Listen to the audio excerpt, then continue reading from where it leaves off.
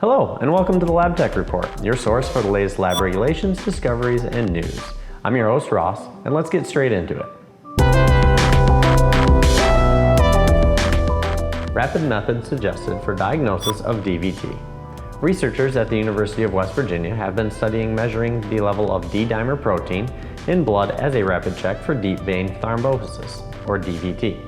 Running this rapid blood test will tell clinicians whether they need to order the costly and time-consuming ultrasound in order to locate a DVT. This means labs could potentially see an increase in D-dimer tests in suspected DVT patients. Not a bad way to save some time and money, right? Low-value medical lab tests and other overused medical procedures led to $282 million in wasted healthcare spending in Washington state in 1 year. We all know that there are tests that come through the lab which really have little to no impact on patient care. Well, 11 of these commonly ordered tests account for 93% of low-value services and 89% of wasted spending. While there are multiple factors to blame for this type of overuse of tests, the drive towards a more value-based care is and has been happening over the last several years. I would not expect this to slow down at all. Do you have any tests that you see regularly that you don't quite understand why they are so frequent? Previously high-flying Theranos provides clinical laboratories and pathology groups with valuable lesson on how quickly consumer trust can be lost.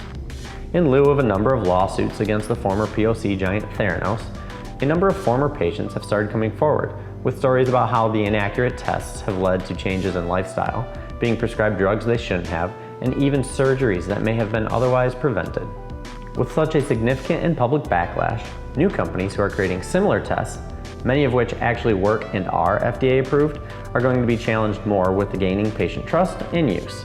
I suspect it may be quite some time before we see another Theranos-Walgreens partnership. Happy Phlebotomy Appreciation Month. Don't forget to enter our Phlebotomy Appreciation Month contest for a chance to win a modular phlebotomy tray. Just send us an email, promo@marketlab.com, or message us on MarketLab's Facebook with the answer to the question, why do you love phlebotomy? We've already received quite a few great entries, and we'd love to hear from you. Link in the description for more info. That's this week's show. Sources are linked in the description. What do you think of today's topics? Hit that like button if you liked it.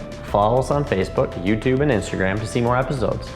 I'm Ross, thanks for watching, and I'll see you in the next episode.